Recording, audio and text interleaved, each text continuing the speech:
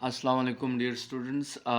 Lecture chapter number 5 rotational motion में हम discuss कर रहे थे रियल एंड एपरेंट वेट को, और इस ऑनलाइन लेक्चर में हम उसी टॉपिक को आगे प्रोसीड करेंगे।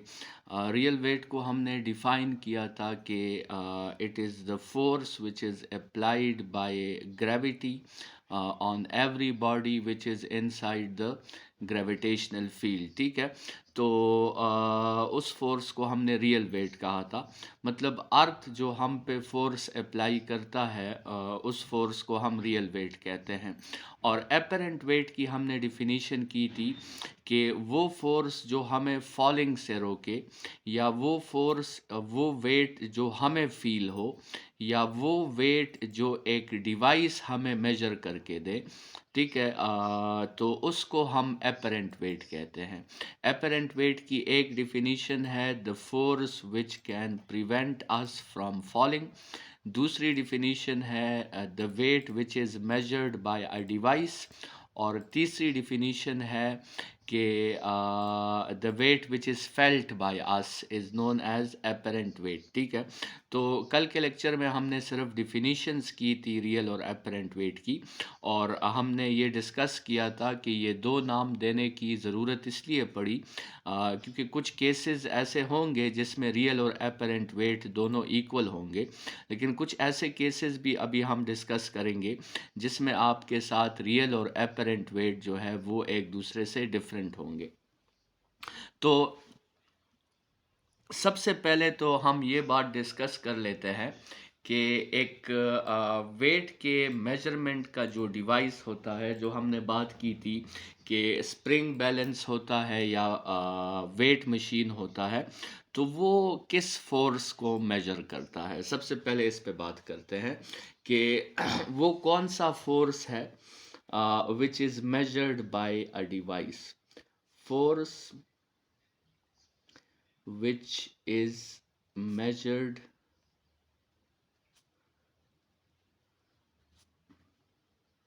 by a device। ठीक है, सबसे पहले इस पे ज़रा बात करते हैं। और हमने कहा था कि जो फोर्स जो है डिवाइस के हेल्प से मेजर होता है, या जो वेट डिवाइस के हेल्प से मेजर होता है, उसी को हम क्या कहते हैं, उसी को हम एपरेंट वेट कहते हैं। ठीक है, तो ज़रा देखते हैं कि ये डिवाइस हमारे वेट को कैसे मेजर करता है। तो सबसे पहले बात करते हैं स्प्रिंग बैलेंस पे। तो स्टूडेंट्स, स्प्रिंग बैलेंस में क्या होता है कि जैसे हमने कल के लेक्चर में बात की थी कि आपके साथ एक स्प्रिंग होगा और उस स्प्रिंग के साथ हम एक बॉडी जो है वो अटैच करेंगे। ठीक है, तो लेट्स सपोज, और ये आपके साथ जो है वो अर्थ का सरफेस है, फॉर एग्जांपल आप कंसिडर करें, और ये अर्थ का सेंटर है, लेट्स सपोज। तो सबसे पहले तो इसके रियल वेट पे बात कर लेते हैं। तो रियल वेट जो है वो एक फोर्स है जो अप्लाई होता है प्लैनेट की वजह से, और इस फोर्स की डायरेक्शन जो होती है वो towards the centre of the planet होती है, और उस फोर्स का जो मैग्नीट्यूड होता है वो आपके साथ इक्वल होता है mg के। तो ये तो रियल वेट हो गया mg। अब स्टूडेंट्स, जब अर्थ आपके साथ इस बॉडी पे फोर्स अप्लाई करेगा, तो ये बॉडी जो है ये बॉडी चूंकि कनेक्टेड है स्प्रिंग के साथ, तो अर्थ ने जब इस बॉडी पे फोर्स अप्लाई किया, तो ये बॉडी क्या करेगी, ये इस स्प्रिंग पर एक्शन अप्लाई करेगी। ये इस स्प्रिंग पर डाउनवर्ड डायरेक्शन में क्या अप्लाई करेगी, एक्शन। ठीक है, और वो एक्शन जो स्प्रिंग पर अप्लाई होगा वो किसके इक्वल होगा, वो इक्वल होगा mg के। और जब स्प्रिंग पे एक्शन अप्लाई होगा तो उसकी वजह से स्प्रिंग जो है वो एक्सपेंड होगा, और जब वो एक्सपेंड होगा तो स्प्रिंग फिर इस बॉडी पर क्या अप्लाई करेगा, स्प्रिंग इस बॉडी पे अप्लाई करेगा रिएक्शन। ठीक है, और रिएक्शन जो है वो भी आपके साथ इस केस में किसके इक्वल होगी, एम जी के इक्वल होगी। स्टूडेंट्स याद रखें, ये जो आपके साथ स्प्रिंग बैलेंस है, ये किस फोर्स को मेजर कर लेता है, ये इस रिएक्शन को मेजर कर लेता है। तो हमेशा ये बात याद रखिए कि डिवाइस जो होती है, जितनी भी वेट को मेजर करने वाले डिवाइसेस हैं, वो किस फोर्स को मेजर करते हैं? वो जो हमने बात की कि ये कौन सा फोर्स मेजर करते हैं, तो हमेशा याद रखिए वेट के मेजरमेंट के डिवाइसेस किस फोर्स को मेजर करते हैं? वो रिएक्शन को मेजर करते हैं। ठीक है। तो अगर रिएक्शन जो है वो वेट के इक्वल हो तो फिर तो कोई मसला नहीं है, फिर तो रियल वेट और एपरेंट वेट एक ही वैल्यू मालूम हो गई है। लेकिन अगर रिएक्शन वेट के इक्वल नहीं होगा तो फिर स्टूडेंट्स आपके साथ मसला होगा, और फिर रियल वेट और एपरेंट वेट जो है वो एक दूसरे से डिफरेंट होंगे। तो ये तो हमने स्प्रिंग बैलेंस की बात कर ली कि स्प्रिंग बैलेंस के साथ जब आप एक बॉडी अटैच करते हैं तो वो बॉडी उस स्प्रिंग पर क्या अप्लाई करती है? एक्शन। ठीक है। एक्शन कौन अप्लाई करती है? बॉडी अप्लाई करती है। और किस पर अप्लाई करती है? डिवाइस पर। बॉडी ने एक्शन अप्लाई किया डिवाइस पर, और रिएक्शन कौन अप्लाई करती है? रिएक्शन डिवाइस अप्लाई करता है। और किस पे अप्लाई करता है? डिवाइस वो अप्लाई करता है बॉडी पर। ठीक है। तो जैसे हमने न्यूटन थर्ड लॉ में कहा था कि एक्शन और रिएक्शन जो होते हैं वो दो डिफरेंट बॉडीज पर एक्ट करते हैं। तो एक्शन बॉडी ने अप्लाई किया डिवाइस के ऊपर, और रिएक्शन डिवाइस ने अप्लाई किया बॉडी के ऊपर। तो चूंकि रिएक्शन डिवाइस ने अप्लाई किया है, तो डिवाइस उस रिएक्शन को मेजर कर लेता है, और उसी के हेल्प से वो आपको बता देता है कि बॉडी का वेट जो है वो कितना है। स्टूडेंट्स, इसी तरह अगर हम बात करें वेट मशीन की, लेट्स सपोज आपके साथ ये एक मशीन है और जो वेट को फ़र्ज़ करें मेजर करता है। ठीक है, लेट्स सपोज इसको ड्रॉ कर लेते हैं। तो ये आपके साथ जो है एक मशीन है जो किसे मेजर कर रहा है? इसका यहाँ पे लेट्स सपोज आप कंसिडर करें कि स्केल लगा हुआ है, और आप इसके ऊपर क्या रखते हैं? आप इसके ऊपर एक बॉडी रखते हैं। ठीक है। सो जब आप इसके ऊपर बॉडी रखते हैं तो इस बॉडी का वेट जो है वो इस मशीन पे अप्लाई होता है डाउनवर्ड एज एन एक्शन। ठीक है। इस बॉडी के वेट की वजह से ये बॉडी क्या करती है? मशीन पर एक एक्शन अप्लाई करती है, और मशीन पर इस बॉडी को क्या देता है? मशीन इस बॉडी को रिएक्शन देता है। और मशीन किस फोर्स को मेजर कर लेता है?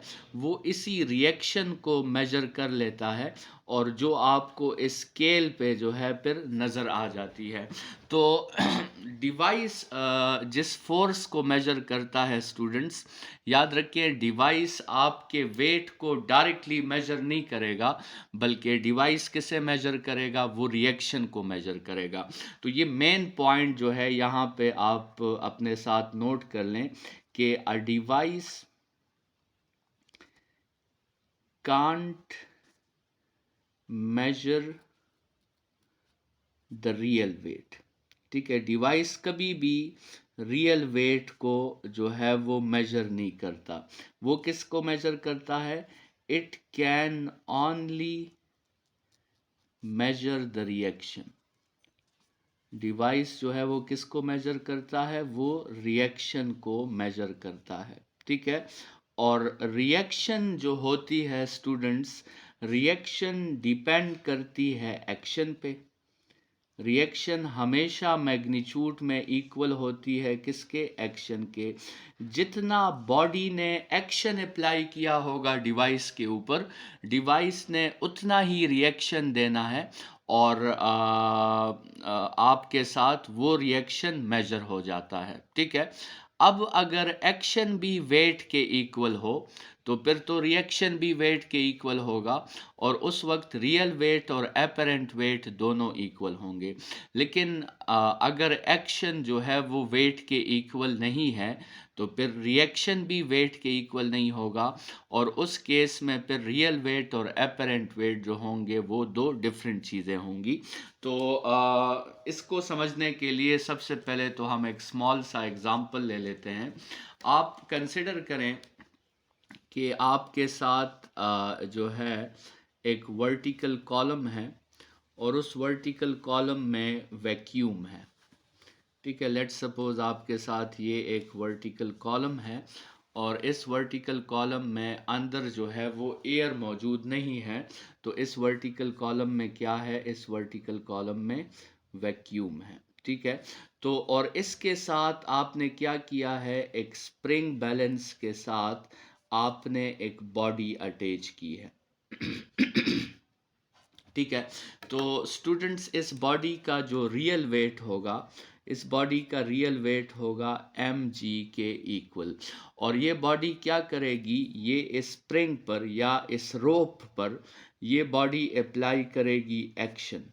ठीक है, और वो एक्शन भी किसके इक्वल होगा, वो एक्शन भी mg के इक्वल होगा।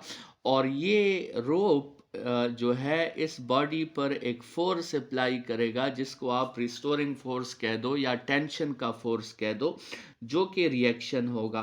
ठीक है, तो रिएक्शन जो है वो भी इस केस में किसके इक्वल होगा, वो भी mg के इक्वल होगा। और इस रिएक्शन वाले फोर्स को या इस टेंशन वाले फोर्स को हम क्या कहते हैं, इसको हम कहते हैं एपरेंट वेट। तो स्टूडेंट्स इस सिचुएशन में आप देखें तो रियल वेट जो है वो भी आपके साथ mg के इक्वल है, और एपरेंट वेट जो है, जो कि ये रिएक्शन है, ये भी आपके साथ mg के इक्वल है। तो इस पहले सिचुएशन में आपके साथ रियल वेट और एपरेंट वेट दोनों की वैल्यूज जो है वो क्या आ गई हैं, वो सेम आ गई है। ठीक है, लेकिन अब एक दूसरा केस भी हम कंसिडर कर लेते हैं। और दूसरे केस में आप कंसिडर करें कि इस वर्टिकल कॉलम में अब वाटर है। ठीक है, इस पूरे वर्टिकल कॉलम में आपके साथ जो है ये वाटर से फिल्ड है। ठीक है, इसमें अब एक लिक्विड है। पहले केस में वैक्यूम था, लेकिन अब इस वर्टिकल कॉलम में आपके साथ वही बॉडी है, लेकिन इस वर्टिकल कॉलम में अब जो है वो वाटर पड़ा हुआ है। ठीक है, तो रियल वेट जो है वो आपके साथ यहाँ भी किसके इक्वल है, रियल वेट यहाँ भी आपके साथ mg के इक्वल है। लेकिन स्टूडेंट्स आपने ये फील भी किया होगा कि जब आप एक बॉडी को जो है एयर में उसको उठाने की कोशिश करते हैं तो आपको उस बॉडी का वेट जो है वो ज़्यादा महसूस होता है। और जब आप पानी में उसी बॉडी को उठाने की कोशिश करते हैं या किसी फ्लूइड में आप उस बॉडी को उठाने की कोशिश करते हैं तो आपको उसका एपरेंट वेट जो है वो कम महसूस होता है। मतलब कहने का ये है कि यहाँ पर जो रिएक्शन फोर्स होगा और यहाँ पर जो रिएक्शन फोर्स होगा, उन दोनों में आपके साथ फ़र्क होगा, वो दोनों सेम नहीं होंगे। फॉर एग्ज़ाम्पल आप कंसिडर करें कि उस बॉडी का रियल वेट जो था, लेट्स सपोज वो 100 न्यूटन था। तो इस टेंशन को, रिएक्शन को, इस बॉडी को फॉलिंग से रोकने के लिए कितना फोर्स अप्लाई करना पड़ा, 100 न्यूटन का। लेकिन यहाँ पे ऐसी सिचुएशन नहीं होगी। यहाँ पे लेट्स सपोज रियल वेट जो है वो 100 न्यूटन है, लेकिन ये वाटर जो है ये ऑलरेडी बॉडी पे एक फोर्स अप्लाई कर रही है, और उस फोर्स को हम कहते हैं अपथ्रस्ट। जो आपने आर्शिमिडियस प्रिंसिपल में मेट्रिक में फोर्स पढ़ा था, अपथ्रस्ट। तो फर्ज करें कि वाटर ऑलरेडी उस पे एक फोर्स अप्लाई कर रही है 20 न्यूटन का, जिसको हम अपथ्रस्ट कहते हैं। तो इस केस में स्टूडेंट्स अब क्या होगा, अब एक्शन जो होगा, जो ये बॉडी इस जो है रोप को अपनी तरफ खींचेगी, तो वो एक्शन जो होगा वो इस केस में अब mg के इक्वल नहीं होगा। मतलब वो एक्शन आपके साथ 100 के इक्वल नहीं होगा, बल्कि वो एक्शन अब किसके इक्वल होगा, वो 80 न्यूटन के इक्वल होगा। तो ऑटोमेटिकली रिएक्शन को भी किसके इक्वल होना है, एक्शन के इक्वल होना है। तो रिएक्शन भी किसके इक्वल होगा, वो भी आपके साथ 80 न्यूटन के इक्वल होगा। तो स्टूडेंट्स यहाँ पे आपने देखा कि एपरेंट वेट आपके साथ 80 है और रियल वेट आपके साथ 100 है। तो इस सिचुएशन में आपने देखा कि एपरेंट वेट और रियल वेट जो है वो इक्वल नहीं है। तो यहाँ पे अगर हम लिख लें कि एपरेंट वेट की वैल्यू आई है 80 न्यूटन और रियल वेट जो था वो आपके साथ था 100 न्यूटन, और इस केस में एपरेंट वेट अनइक्वल है किसके, रियल वेट के। ठीक है, तो और रीज़न यहाँ पे स्टूडेंट्स मेन रीज़न क्या होगा, यहाँ पे मेन रीज़न जो है वो ये थर्ड फोर्स है। ये जो अपथ्रस्ट वाला थर्ड फोर्स है, इसकी वजह से आपके साथ एपरेंट वेट और रियल वेट जो है वो आपके साथ ज़ीरो नहीं था।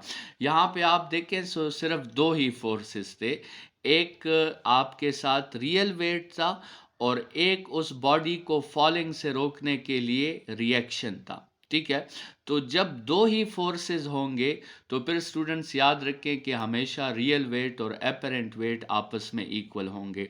लेकिन जैसे ही आपके सिस्टम में तीसरा फोर्स एंटर हो जाएगा, और जो फोर्स एंटर होगा या तो वो आपके रिएक्शन को सपोर्ट करेगा और या वो आपके रिएक्शन को अपोज करेगा।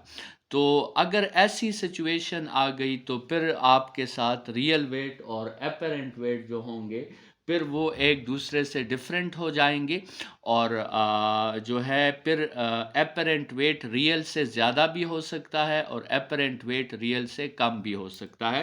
तो ये जो आपके साथ हमने बातें की, अगर इसको हम समराइज कर लें तो देखिए, एक तो ये सिचुएशन है आपके साथ कि सिर्फ अगर दो ही फोर्सेस हों, दो फोर्सेस हों और उनमें से एक फोर्स कौन सा हो, रियल वेट का, और दूसरा फोर्स कौन सा हो, दूसरा फोर्स हो रिएक्शन का। ठीक है, जिसको हमने क्या नाम दिया था, जिसको हमने एपरेंट वेट कहा था। और पूरे सिस्टम में इन दो फोर्सेस के अलावा कोई तीसरा फोर्स जो है मौजूद ना हो, तो फिर स्टूडेंट्स क्या सिचुएशन होती है, फिर रियल वेट और एपरेंट वेट दोनों आपस में सेम होते हैं। लेकिन स्टूडेंट्स याद रखें, अगर इन दोनों फोर्सेस के साथ क्या आ गया, एक थर्ड फोर्स आ गया। ठीक है, तो इस थर्ड फोर्स की वजह से स्टूडेंट्स फिर क्या सिचुएशन होगी, फिर रियल वेट और एपरेंट वेट क्या होंगे, फिर वो डिफरेंट होंगे। और ये थर्ड फोर्स जो है ये दो काम कर सकता है। थर्ड फोर्स जो है वो तो या तो ये तीसरा फोर्स रिएक्शन फोर्स को सपोर्ट करेगा, तीसरा फोर्स क्या करेगा, it will support the reaction force, it will support the reaction force, या इसको आप एपरेंट वेट कह दें। और या तीसरा फोर्स क्या करेगा, it will oppose the reaction force. ठीक है, वो तीसरा फोर्स क्या करेगा, वो रिएक्शन फोर्स को या फिर एपरेंट वेट को क्या करेगा, अपोज करेगा। जैसे हमने इस एग्जाम्पल में देखें बात की कि ये बॉडी थी, इस बॉडी का रियल वेट क्या था, इस बॉडी का रियल वेट था 100 न्यूटन, लेकिन ऑलरेडी इस बॉडी पे एक तीसरा फोर्स एक्ट कर रहा था 20 न्यूटन का। तो इस बॉडी को फॉलिंग से रोकने के लिए रस्सी को या रोप को सिर्फ कितना फोर्स अप्लाई करना पड़ा, 20 न्यूटन का। तो स्टूडेंट्स, इस केस में जो आपके साथ वो थर्ड फोर्स है, उस थर्ड फोर्स ने क्या किया है, उस थर्ड फोर्स ने एपरेंट वेट को सपोर्ट किया है, और इसीलिए आपके साथ एपरेंट वेट जो है वो कम हो गया है किससे, रियल वेट से। और स्टूडेंट्स, अगर सिचुएशन आपके साथ ऐसी आ जाए कि ये बॉडी है, ये उसका रियल वेट है 100 न्यूटन, और तीसरा फोर्स जो है लेट्स सपोज 20 न्यूटन का है, लेकिन इस दफ़ा वो अपवर्ड डायरेक्शन में नहीं है, इस दफ़ा वो फोर्स डाउनवर्ड डायरेक्शन में है। तो स्टूडेंट्स, अब इस बॉडी को फॉलिंग से रोकने के लिए रोप को जितना फोर्स अप्लाई करना होगा, रोप को कितना फोर्स अप्लाई करना होगा, 120 न्यूटन का। तो स्टूडेंट्स इस सिचुएशन में आपके साथ एपरेंट वेट जो होगी वो रियल वेट से क्या हो जाएगी, रियल वेट से वो ज़्यादा हो जाएगी। और यहाँ पर जो है इस सपोर्ट वाले केस में एक स्पेशल केस है, और वो स्पेशल केस ये है कि लेट्स सपोज एक बॉडी का रियल वेट क्या है, 100 न्यूटन है, और वो जो तीसरा फोर्स था जिसको यहाँ पे हमने 20 न्यूटन लिया है, अगर वो तीसरा फोर्स भी कितना हो जाए, वो 100 न्यूटन हो जाए, तो स्टूडेंट्स फिर रस्सी को या उस रोप को, इस बॉडी को फॉलिंग से रोकने के लिए कितना फोर्स अप्लाई करना होगा, 0 न्यूटन का। और यही वो केस है जिसमें हम कहते हैं कि बॉडी क्या हो गई है, हम कहते हैं कि बॉडी एपरेंटली वेटलेस हो गई है। और जिसको हमने कहा था कि इसको हम जो है वेटलेसनेस जो है वो कहते हैं। ठीक है, तो स्टूडेंट्स इस लेक्चर को यहाँ पे वाइंड अप करते हैं और नेक्स्ट लेक्चर में आगे बढ़ेंगे। फ़िलहाल के लिए इतना ही। Thank you students.